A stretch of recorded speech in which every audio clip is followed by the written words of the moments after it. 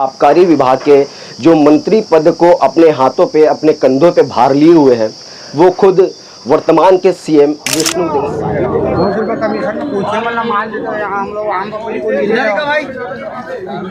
अब ये वीडियो जब वायरल होता है तो अधिकारी किसी भी व्यक्तियों का फोन उठाना बंद कर देते हैं। यहाँ कुछ लोगों को 200 रुपये कमीशन में माल देते हुए आम पब्लिक को माल लिया है, क्या काउंटर बनाता है वो।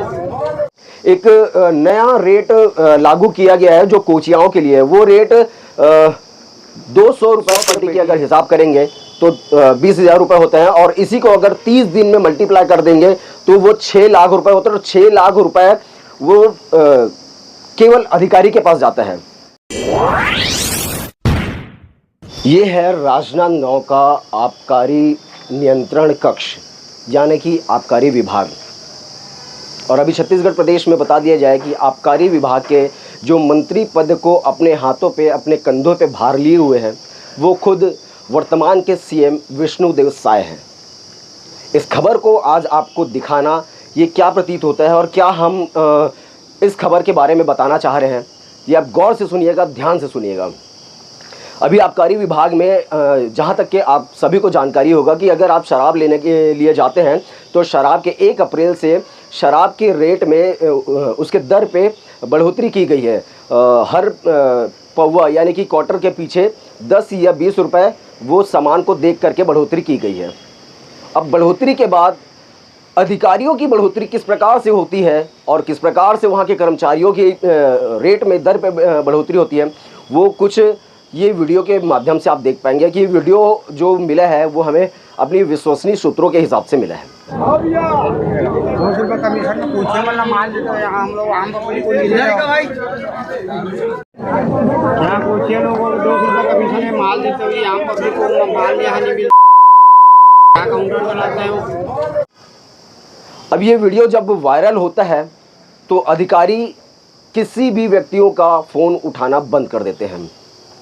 वर्तमान में मैं अभी बात कर लूँ तो ये जो वीडियो चल रहा है ये वीडियो राजनांदगांव के मोहारा भट्टी का है। और मोहारा भट्टी में कुछ लोग शराब प्रेमी लोग आते हैं, शराब पीते हैं। तो केवल आप ये आवाज़ सुनिएगा, शराब सेवन करने के लिए आते हैं तो उनके दरों पर कितने ज़्यादा प्रभाव पड़ते हैं। क्वार्टर के पीछे चाहे वो इंग्लिश का हो या किसी भी और ब्रांड का शराब हो, उस शराब को लेकर के उसके दरों पर बढ़ोतरी होती है। कुछ और भी अन्य सूत्रों से हमने बात किए तो हमें बात करने के बाद यह भी कुछ समझ में आया कि ये जो आबकारी विभाग है, आबकारी विभाग के जो अधिकारी वहाँ जाते हैं, जो नियंत्रण करने के लिए जाते हैं, उनके द्वारा कोचियाओं को कहा जाता है कि कोचियाओं का पहले दर फिक्स हुआ था जो कि तकरीबन 50 से 100 रुपये पर पेटी, एक पेटी के हिसाब से 50 से 100 रुपये का दर वहाँ पर रखा गया था। और कोचियाओं द्वारा उन अधिकारियों को, उन जिम्मेदार अधिकारियों को दिया भी जा रहा था।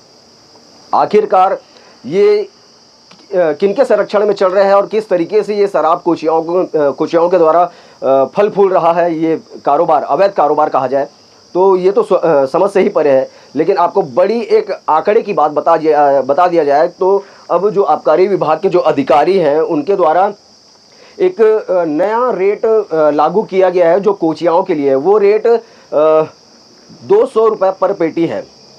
अब अगर कोई कोचिया पेटी वहाँ पर लेने के लिए जाता है तो उसके हम आपको अधिकारी के जेब में कितना जाता है वो एक हिसाब करके बताते हैं।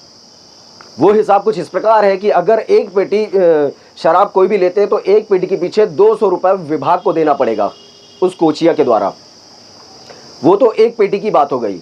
अब रही बात, अगर एक महीने तक में 100 पेटी अगर कोई भी कोचिया लेता है शराब को बेचने के लिए, अवैध तरीके से बेचने के लिए, तो वहाँ पर अधिकारियों के जेब में जाता है एक दिन का 20,000 रुपये। आप 200 रुपये के हिसाब से 100 पेटी की अगर हिसाब करेंगे तो 20,000 रुपये होते हैं, और इसी को अगर 30 दिन में मल्टीप्लाई कर देंगे तो वो 6 लाख रुपये होते हैं। और 6 लाख रुपये वो केवल अधिकारी के पास जाता है। इसका कोई हिसाब किताब नहीं होता है, कहीं पर ये पैसा जमा नहीं होता है, वो केवल अधिकारियों के पास रहता है। और भी हम अगर विश्वसनीय सूत्रों से बात करें तो अधिकारियों के ऊपर अभी तमाम एलिगेशन लग रहे हैं, तमाम सवाल भी खड़े हो रहे हैं, लेकिन कोई भी अधिकारी इस वक्त में जिम्मेदारी के तौर पर कोई भी जवाबदारी के लिए सामने नहीं आया है।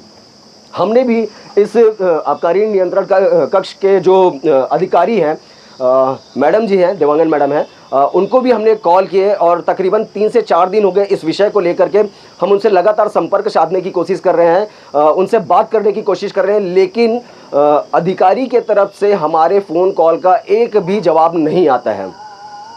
अब ये जवाब नहीं आना क्या प्रतीत होता है और जिम्मेदार जो व्यक्ति है, जो अधिकारी है, वो किस प्रकार से अपना पल्ला झाड़ रहे हैं, ये साफ तौर पे ये नज़र में आ रहा है। आखिरकार कोचियाओं को संरक्षण देना, कोचियाओं से इतने भारी रकम लेना, और सबसे बड़ा सवाल तो ये होता है कि कोचियाओं को संरक्षण देना ही क्यों, ये अवैध कारोबार क्यों?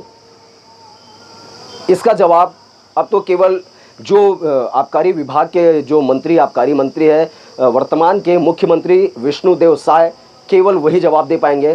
क्या ऐसे अधिकारियों के खिलाफ कार्रवाई हो पाएगी, और हो पाएगी तो इसका नियंत्रण कौन करेगा? ऐसे अधिकारी जब तक के यहाँ रहेंगे तब तक के कोचियागिरी और जो खुद के जेब में वो मोटी रकम जाना, ये क्या कहलाता है? आप हमें कमेंट बॉक्स में ज़रूर बताइएगा। मैं यूआर वॉइस CG न्यूज़ के साथ सौरभ ताम्रकार, राजनांदगांव।